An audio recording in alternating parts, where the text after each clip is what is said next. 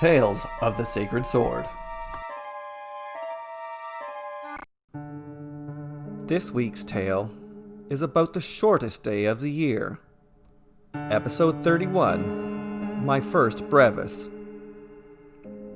Every night, Mendax, the Lord of Lies, subdued his brother, and the world turned to darkness.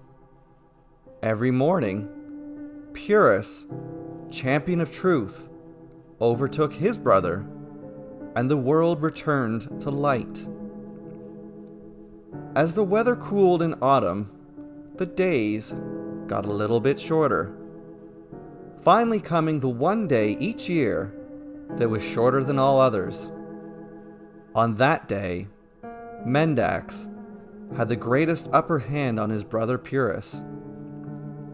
On that day, Mendax's curse was stronger than any other. It is said that on that day, the monsters of Mendax roamed the lands of the humans. That day was Brevis. "Papa!" Yanni called for his father. The streets were empty, although it was difficult to tell in the fading daylight. He had seen his father only a minute ago. His father had warned him not to ruin his dinner by eating too much candy. Yanni hadn't eaten anything, let alone candy. Despite the setting sun, Yanni wasn't hungry yet for supper. It seemed like only a couple of hours ago that Mama and Papa had fed him his morning eggs. How could it be getting dark already? "Mama!" Yanni called for his mother. He wandered down an empty, unfamiliar street. In the silence, his boots crunched through the snow and echoed off the stone buildings around him. Crunch, crunch, crunch. Where was Papa? He said there would be candy. From around the corner came a low, growling noise.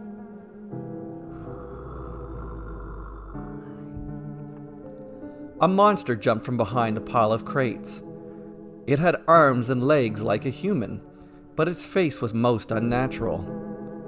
Its eyes were the size of saucers, and its tongue hung loosely from its mouth like a whip that eats children.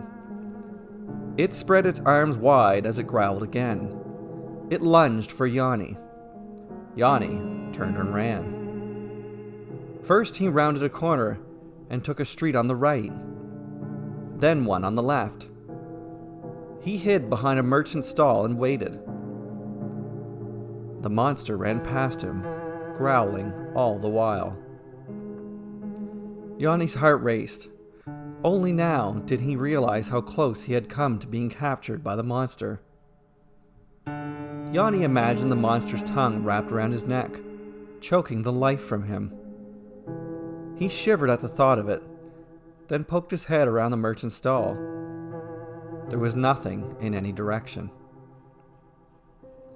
Yanni thought about where he had last seen his father. They were in the center of town before he lost his papa and his mama. Mama said something about candy and they were walking home. That's it, thought Yanni. His parents must be at home. Yanni stopped and looked around. The sun was almost completely down. Buildings were everywhere and they all looked the same. More importantly, none of them were Yanni's home. While walking down a street that was familiar looking, yet one Yanni was certain he had never been down before, Yanni heard another low growl.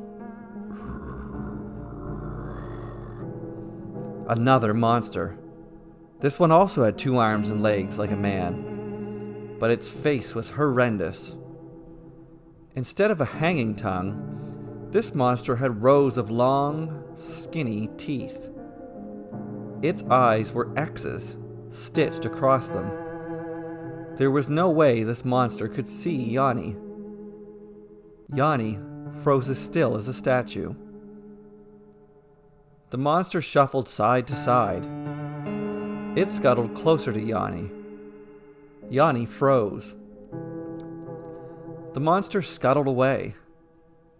Yanni was right. It couldn't see him with its stitched eyes.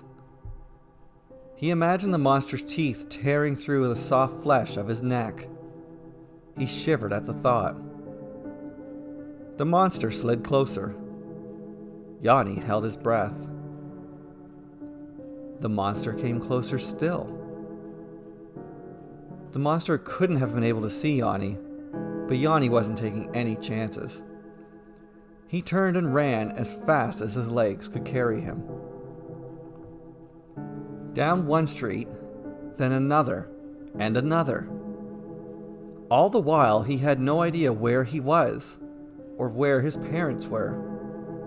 The growling followed him. Finally, Yanni rounded a corner and arrived right where he started, in the center of town.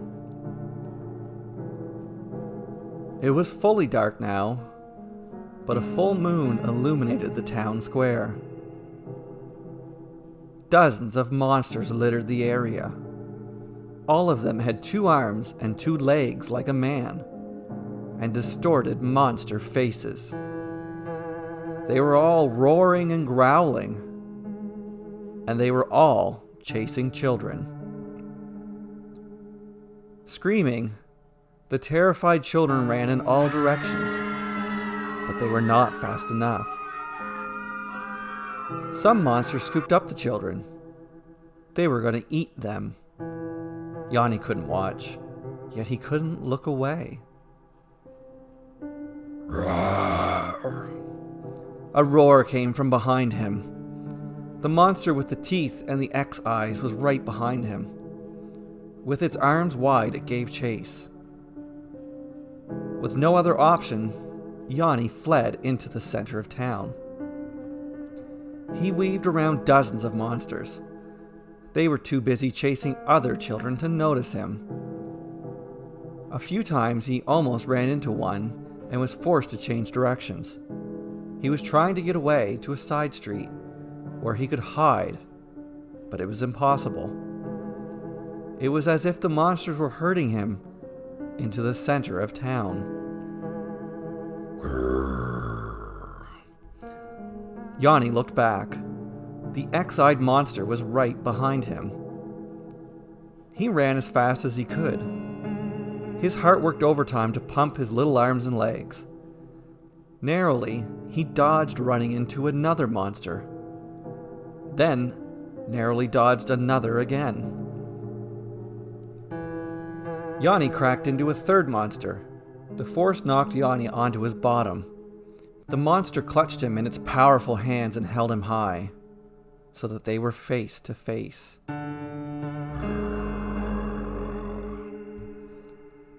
It was the same monster as before, the one with eyes the size of saucers, and its tongue that hung loosely from its mouth like a whip. From behind, another set of hands grabbed Yanni. He turned to see the monster with the sharp teeth and the X's for eyes. Yanni was too afraid to do anything. All around him, monsters were catching children and holding them in their arms. Yanni couldn't bear to watch the other children getting devoured. He couldn't bear to watch himself get devoured. He shut his eyes. Something was placed in his hand. Something familiar. Yanni opened his eyes.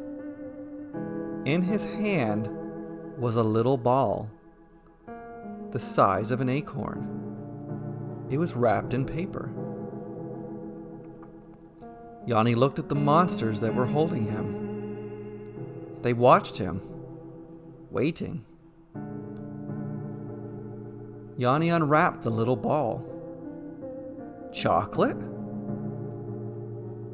This had to have come all the way from the Southlands. How did these monsters have chocolate? Were the monsters from the Southlands? Eat it, Yanni, said the monster with the long tongue. Yanni popped the chocolate in his mouth. It was the most delightful thing he had ever tasted. Despite the cold, it melted in his mouth. Its rich flavor danced around his taste buds. Never had Yanni been so confused. Too confused to be afraid.